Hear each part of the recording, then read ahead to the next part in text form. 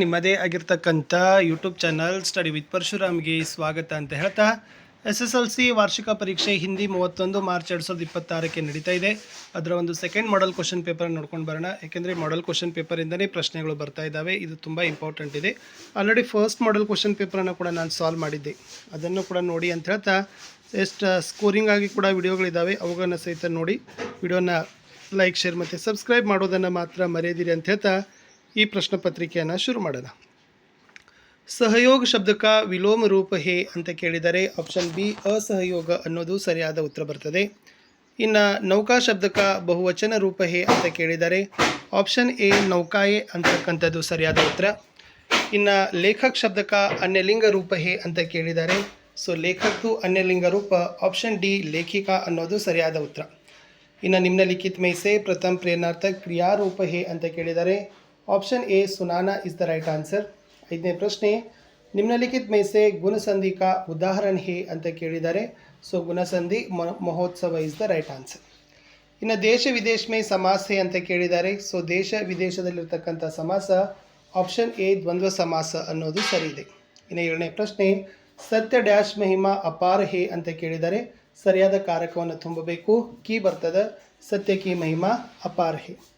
ಇನ್ನು ಆಪ್ನೆ ಚಶ್ಮಾ ಲಗಾಯ ನಹಿ ಥಾ ಅಂತ ಕೇಳಿದರೆ ಇಲ್ಲಿರ್ತಕ್ಕಂಥ ವಿರಾಮ ಚಿಹ್ನೆ ಯಾವುದು ಅಂತ ಕೇಳಿದರೆ ಆಪ್ಷನ್ ಸಿ ಪ್ರಶ್ನಾರ್ಥಕ ಇಸ್ ದ ರೈಟ್ ಆನ್ಸರ್. ಇನ್ನು ಸಂಬಂಧೀಕರಣಕ್ಕೆ ಹೋಗೋಣ. 9ನೇ ಪ್ರಶ್ನೆ, ಜಲಾಲುದ್ದೀನ್ ಅಂತರಂಗ ಮಿತ್ರ ಶಂಸುದ್ದೀನ್ ಡ್ಯಾಶ್ ಅಂತ ಇದೆ. ಚಚರೆ ಭಾಯಿ. ಸರ್ ಎಂ ವಿಶ್ವೇಶ್ವರಯ್ಯ ಮಹಾನ್ ಅಭಿಯಂತ ಸರ್ ಸಿ ವಿ ರಾಮನ್ ಕೇಳಿದರು. ಮಹಾನ್ ವೈಜ್ಞಾನಿಕ ಅನ್ನೋದು ರೈಟ್ ಆನ್ಸರ್. ಇನ್ನು ಹಾತಿ ಜಂಗ್ಲಿ ಜಾನುವಾರು ಆಗಿದ್ದರೆ ಬೈನ್ಸ್ ಡ್ಯಾಶ್ ಅಂತ ಇದೆ, ಅದು ಪಾಲ್ತು ಜಾನುವಾರು ಆಗಬೇಕು. ಇನ್ನು ಮುಖ್ಯ ಕ ಗುಣ ಮುಖಕ್ಕೆ ಸಮಾನ ಆದರೆ ಸಂತ ಕ ಗುಣ ಅಂತ ಕೇಳಿದರೆ ಅದು ಹಂಸಕ್ಕೆ ಸಮಾನ ಅಂತಕ್ಕಂಥದ್ದು ಸರಿಯಾದ ಉತ್ತರ ಬರಬೇಕು. ಇನ್ನು 1 ಮಾರ್ಕರ್ ಕ್ವಶನ್. ಎಸ್ 13, ಸ್ವಾದ್ ಮೇ ಸೇಬ್ ಕಿಸಸೆ ಬಡ್ಕರ್ ನಹಿ ಹೇ ಅಂತ ಕೇಳಿದರೆ ಸ್ವಾದ್ ಮೇ ಸೇಬ್ ಆಮ್ಸೆ ಬಡ್ಕರ್ ನಹಿ ಹೇ. ಸಿಂಗಪುರ್ ಆದಿವಾಸಿ ಕहाँ रहते थे ಅಂತ ಕೇಳಿದರೆ ಸಿಂಗಪುರ್ ಆದಿವಾಸಿ पूर्वोत्तर भारत में रहते थे. ಇನ್ನು ನರ್ ಕಿನ್ ಕಿನ್ ಕೋ ಏಕ ಸಮಾನ್ ಲಾಂಗ್ ಸಕ್ತಾ ಹೇ ಅಂತ ಕೇಳಿದರೆ ನರ್ ಸರಿತಗಿರಿ ಸಿಂಧು ಕೋ ಏಕ ಸಮಾನ ಲಾಂಗ್ ಸಕ್ತಾ ಹೇ. ಇನ್ನು ಯಶೋಧ ಕಿಸ್ಕಿ ಕಸಮ್ ಖಾತಿ ಅಂತ ಕೇಳಿದರು ಯಶೋಧ ಗೋಧನ್ ಕಿ Kasam ಖಾತಿ is the right answer. ಇನ್ನು 2 ಮಾರ್ಕರ್ ಕ್ವಶನ್. ಪ್ರಶ್ನೆ 17, ಆಶಿಯಾ ಮಾಜಿ ಅಬ್ದುಲ್ ಕಲಾಂ ಕೋ ಖಾನೆ ಮೇ ಕ್ಯಾ ಕ್ಯಾ ದೇತಿ ಥಿ ಅಂತ ಕೇಳಿದ್ದಾರೆ. ದ ಆನ್ಸರ್ ಇಸ್ आशिया माँ बालक कलाम के सामने केले का पत्ता बिछाती, उस पर चावल गर्मा गर्म स्वादिष्ट सांभर डालती, नारियल की चटनी घर का बना अचार भी परोसती थी. इन्हें कश्मीरी सेब पाठ का आशय बताइए ಅಂತ ಕೇಳಿದ್ದಾರೆ. बाजार में होने वाले धोखेबाजी पर प्रकाश डाला गया है. खरीदारी करते समय हमें सावधानी बरतनी चाहिए, नहीं तो धोखा खाने की संभावना होती है. इन्हें लेखक ने मंत्री को क्या समझाया ಅಂತ ಕೇಳಿದ್ದಾರೆ. लेखक ने मंत्री को समझाया कि ऐसा हरगिज मत कीजिए. ईमानदारों के सम्मेलन में पुलिस ईमानदारों की तलाशी ले, यह बड़ी अशोभनीय बात होगी. फिर इतने बड़े सम्मेलन में थोड़ी गड़बड़ी होगी ही. 20वें प्रश्न, गांव को आदर्श गांव कैसे बनाया जा सकता है. द आंसर इज बच्चों ने गांव की सफाई की, गांव का कूड़ा कचरा एक निश्चित जगह में डाला, गांव के चारों तरफ पेड़ पौधे लगाए, गांव के गड्ढों को मिट्टी से ढांपा. ಇನ್ನು ಆಧುನಿಕ ಮಾನವ की भौतिक साधना का वर्णन कीजिए ಅಂತ ಪ್ರಶ್ನೆನೂ ಕೂಡ ಬರಬಹುದು. उत्तर, आधुनिक मानव ने प्रकृति के हर तत्व पर विजय प्राप्त कर ली है. वह नदी सागर पर्वत को एक समान लांग सकता है, उसका यान गगन में जा रहा है ಅಂತ ಬರೀಬೇಕು. ಇನ್ನು ಯಶೋಧ कृष्ण के क्रोध को कैसे शांत करती है ಅಂತ ಪ್ರಶ್ನೆ ಇತ್ತು. यशोदा कहती है, हे कृष्ण सुनो, बलराम जन्म से ही चुगलखोर है. मैं गोधन की कसम खाकर कहती हूँ, मैं ही तुम्हारी माँ हूँ और तुम मेरे पुत्र हो. इन्हें सौरमंडल का सबसे बड़ा ग्रह कौन सा है ಅಂತ ಕೇಳಿದ್ದಾರೆ. सौरमंडल का सबसे बड़ा ग्रह बृहस्पति है. सौरमंडल का सबसे बड़ा उपग्रह गैनीमेड है. इन्हें शनि के वायुमंडल का निर्माण किस प्रकार हुआ है ಅಂತ ಕೇಳಿದ್ದಾರೆ.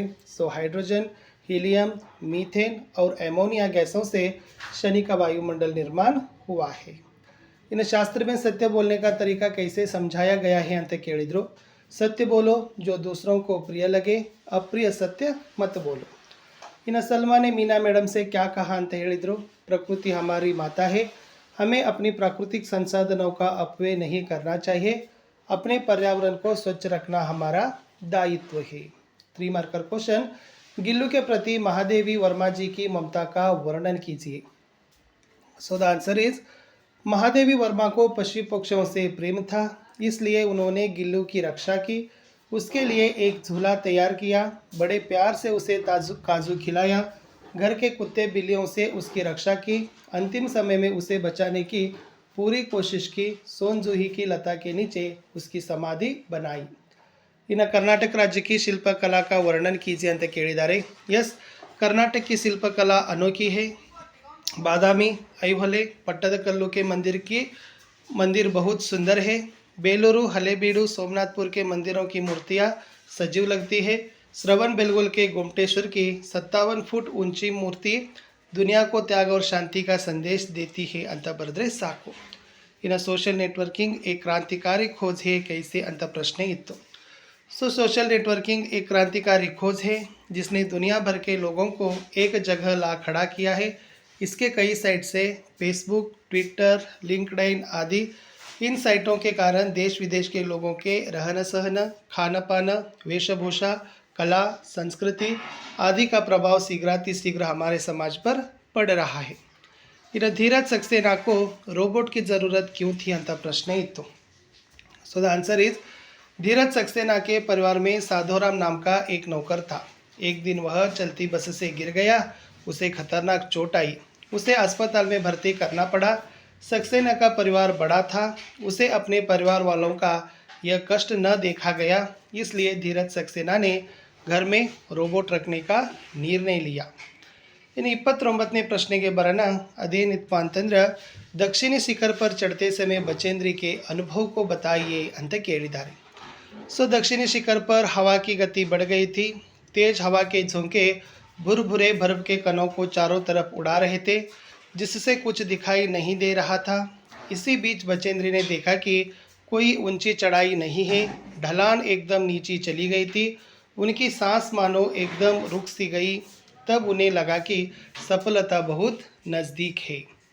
ಇನ್ನು मातृभूमि के प्राकृतिक सौंदर्य का वर्णन कीजिए ಅಂತಕ್ಕಂಥ ಪ್ರಶ್ನೆ ಇತ್ತು। मातृभूमि का प्रकृति सौंदर्य अत्यंत सुंदर है। मातृभूमि के खेत हरे भरे हैं। मातृभूमि के वन उपवन फल फूलों से भरे हैं। मातृभूमि के अंदर अपार खनिज संपदा है ಅಂತ ಬರೆದ್ರೆ ಸಾಕು। ಇನ್ನು कविता के आधार पर समय का महत्व समझाइए ಅಂತ ಕೇಳ್ತಾರೆ। समय अत्यंत महत्वपूर्ण है। बीता हुआ समय कभी वापस नहीं आता। समय ईश्वर का दिया हुआ अनुपम धन है, इसलिए हमें काम करने का जो अवसर प्राप्त है उसे व्यर्थ जाने नहीं देना चाहिए। नेक्स्ट वन 32ದಲ್ಲಿ दोहा इತ್ತು। फर्स्ट दोहाने ಕೇಳಿದರೆ मुखिया मुखसो चाहिए खान पान को एक पालय पोसई सकल अंग तुलसी सहित विवेक। So the answer is Tulsidas ji कहते हैं कि मुखिया को मुख के समान होना चाहिए। मुख खाने पीने का काम करके शरीर के सभी अंगों का पालन पोषण करता है। इसी तरह मुखिया को अपनी प्रजा का पालन पोषण विवेक के साथ करना चाहिए ಅಂತ ಬರೆದ್ರೆ ಸಾಕು। ಇನ್ನು ಕನ್ನಡದಲ್ಲಿ ಅನುವಾದ ಇತ್ತು। कर्नाटक में कन्नड़ भाषा बोली जाती है और उसकी राजधानी बेंगलुरु है। यहाँ देश विदेश के लोग आकर बस गए हैं। ಇದನ್ನು ಹೇಗೆ ಬರೀತೀರ ಅಂತಂದರೆ ಕರ್ನಾಟಕದಲ್ಲಿ ಕನ್ನಡ ಭಾಷೆಯನ್ನು ಮಾತನಾಡುತ್ತಾರೆ, ಬೆಂಗಳೂರು ಇದರ ರಾಜಧಾನಿಯಾಗಿದೆ, ಇಲ್ಲಿ ದೇಶ ವಿದೇಶಗಳಿಂದ ಜನರು ಬಂದು ನೆಲೆಸಿದ್ದಾರೆ ಅಂತ ಬರೆದ್ರೆ ನಿಮ್ಮ ಆನ್ಸರ್ ಕಂಪ್ಲೀಟ್ ಆಗ್ತದೆ। ಲಾಸ್ಟ್ 4 ಮಾರ್ಕರ್ ಕ್ವಶನ್ ಫಿಕ್ಸ್ಡ್ ಆಗಿರ್ತಕ್ಕಂಥ ಬಂದೇ ಬರ್ತಕ್ಕಂಥ ಪ್ರಶ್ನೆಗಳು ಮಾನವೀಯ ವ್ಯವಹಾರ, ಇಲ್ಲಾಂದರೆ ಬಸಂತಿಕ್ ಇಮಾನ್ದಾರ್ ಲಡ್ಕ। ಸೊ ಯಾವುದಾದ್ರೂ ಒಂದು ಬಹೆಟ್ ಮಾಡಿ ಚೆನ್ನಾಗಿ। ಸೊ ದ ಫಸ್ಟ್ ನೋಡೋಣ पंडित राजकिशोर के मानवीय गुण। पंडित राजकिशोर मजदूरों के नेता थे। वे मजदूरों की बस्तियों में जाकर उनकी देखभाल करते थे। बाजार में मिले बसंत से प्रभावित हुए, उसे मदद करने की इच्छा से एक छलनी खरीदा। घायल बसंत की इलाज की पूरी जिम्मेदारी ली। बसंत को अस्पताल पहुंचाने का प्रबंधन भी किया। इस प्रकार पंडित राजकिशोर एक परोपकारी व्यक्ति थे। इन बसंत एक ईमानदार लड़का है, इधर मोस्ट इम्पोर्टेंटू। बसंत एक ईमानदार बालक था। वह छलनी, बटन, दिया सलाई आदि बेचकर अपना जीवन चलाता था। वह स्वाभिमानी बालक था, किसी से दया की भीख नहीं लेता था। मोटार दुर्घटना में घायल होने के बावजूद उसने राजकिशोर के पैसे अपने भाई के साथ हाथ में देकर वापस लौटाया। इस प्रकार बसंत एक ईमानदार और स्वाभिमानी बालक था ಅಂತ ಬರೆದ್ರೆ ಆನ್ಸರ್ ಕಂಪ್ಲೀಟ್ ಆಗ್ತದೆ। ಪದ್ಯ ಇದೆ, ಸೇಮ್ ಆಗಿರ್ತಕ್ಕಂಥದ್ದು, ಚೆನ್ನಾಗಿ ಕಲೀರಿ, ಬರೀರಿ. असफलता एक चुनौती है, इसे स्वीकार करो, क्या कमी रह गई देखो और सुधार करो, जब तक न सफल हो नींद चैन को त्यागो तुम, ಸಂಘರ್ಷ ಕಾ ಮೈದಾನ छोड़कर मत भागो तुम ಅಂತ ಬರೆದ್ರೆ ಸೊ ನಿಮ್ಮ ಏನಾಗ್ತದಪ್ಪ ಅದರ ಅಂಕಗಳು ಸಿಗ್ತವೆ. ಇನ್ನು ಲಾಸ್ಟ್ ಒಂದು ಪ್ರಬಂಧದಲ್ಲಿ ಇಲ್ಲಿ ಖೇಲೋಂ ಕಾ ಮಹತ್ವ ಇದೆ. ಆಲ್ರೆಡಿ ನೀವು 9th ನೋಡಿದ್ದೀರಿ. ಸೊ ಪ್ರಸ್ತಾವನಾ ಇತ್ತು, ಖೇಲೋಂ ಕೆ ಪ್ರಕಾರ ಇದೆ, ಖೇಲೋಂ ಸೆ ಹೋನೆ ವಾಲೆ ಲಾಭ ಇದಾವೆ. ಓಕೆ, ಶಾರೀರಿಕ ಲಾಭ ಅದ, ಮಾನಸಿಕ ಮತ್ತು ಸಾಮಾಜಿಕ ಲಾಭ ಬರ್ತದೆ. ಲಾಸ್ಟ್ ಉಪಸಂಹಾರವನ್ನು ಬರಿಬೋದು. ಇನ್ನು ಗ್ರಾಮ ಸುಧಾರಿದೆ, ಇಲ್ಲಿನೂ ಕೂಡ ಪ್ರಸ್ತಾವನ ಬರಿಬೇಕು. ಆಮೇಲೆ ಗಂದಗಿ ದೂರ ಕರ್ನೆಗೆ ಉಪಾಯ, ಗ್ರಾಮ ಸುಧಾರಕ್ಕೆ ಅನ್ಯ ಉಪಾಯ ಅಂತ ಬರಿಬೇಕು. ಸೊ ಲಾಸ್ಟ್ ಆಗಿರ್ತಕ್ಕಂಥದ್ದು ಉಪಸಂಹಾರ ಅಂತ ಬರೆದ್ರೆ ಸೊ ನಿಮ್ಮದು ಪ್ರಬಂಧ ಏನಾಗ್ತದೆ ಅಂದರೆ ಕಂಪ್ಲೀಟ್ ಆಗಿರ್ತಕ್ಕಂಥದ್ದು ಆಗ್ತದೆ. ಇನ್ನು ಲಾಸ್ಟ್ ಇರ್ತಕ್ಕಂಥದ್ದು ಮೊಬೈಲ್ ಫೋನ್ ಅಂತ ಕೇಳಿದ್ದಾರೆ. ಸೊ ಶಿಕ್ಷಕ ಏಕ್ ಸಾಧನ ಅಂತ ಇದೆ. ಸೊ ಇಲ್ಲಿನೂ ಕೂಡ ಪ್ರಸ್ತಾವನಾ, पढ़ाई लिखाई में मोबाइल का उपयोग, ऑनलाइन क्लासेस, नेक्स्ट होमवर्क में मदद, वीडियो और ऐप्स, किताबें, मोबाइल फ़ोन से प्राप्त ज्ञान, ರಚನಾತ್ಮಕತೆ ಅಂತ ಲಾಸ್ಟ್ ಬರೆದು ಉಪಸಂಹಾರ ಅಂತ ಒಂದು ಬರೀರಿ. ಇನ್ನು ಇದು ಚುಟ್ಟಿ ಪತ್ರ ಇದೆ. ಸೊ ಮೊದಲು ಯಾವ ಕಾರಣ, ಎಷ್ಟು ದಿನ, ಯಾರಿಗೆ ಅಂತ ತಿಳ್ಕೊಡ್ರಿ. ಸೊ ಡೇಟ್ ಬರೀರಿ. ಪ್ರೇಷಕ ಅಂತ ನಿಮ್ಮ ಹೆಸರು, ತರಗತಿ, ಶಾಲೆ ಹೆಸರು, ಊರು ಬರೀರಿ. ಸೇವಾ ಮೇದಲ್ಲಿ ಪ್ರಧಾನಾಧ್ಯಾಪಕ ಅಂದರೆ ಪ್ರಧಾನಾಧ್ಯಾಪಕ, ಕಕ್ಷಾಧ್ಯಾಪಕ ಅಂದರೆ ಕಕ್ಷಾಧ್ಯಾಪಕ ಅಂತ ಬರೆದು ಶಾಲೆ ಹೆಸರು, ಊರು. ಲಾಸ್ಟ್ ಇಲ್ಲಿ ಆದರಣೀಯ ಮಹೋದಯ, ವಿಷಯ, ಪತ್ರದ ಒಡಲಿನಲ್ಲಿ ಎಷ್ಟು ದಿನ ಇದೆ ಅಂತ ಹೊಂದ್ಕೊಂಡು ಕಾರಣವನ್ನು ಬರೆದು ಲಾಸ್ಟ್ ಧನ್ಯವಾದ ಸಹಿತ ಅಂತ ಬರೆದು ಆಪ್ಕ ಆಜ್ಞಾಕಾರಿ ಛಾತ್ರ ಅಂತ ಬರೀರಿ. ಲಾಸ್ಟ್ ಸ್ಥಾನ ಮತ್ತು ಅಭಿಭಾವಕ್ಕೆ ಹಸ್ತಾಕ್ಷರ ಅಂತ ಬರೆದ್ರೆ ನಿಮ್ಮ ಲೆಟರ್ ಕಂಪ್ಲೀಟ್ ಆಗ್ತದೆ. ಇಷ್ಟು ಈ ಒಂದು ಸೆಕೆಂಡ್ ಮಾಡೆಲ್ ಕ್ವಶನ್ ಪೇಪರ್ ಇತ್ತು.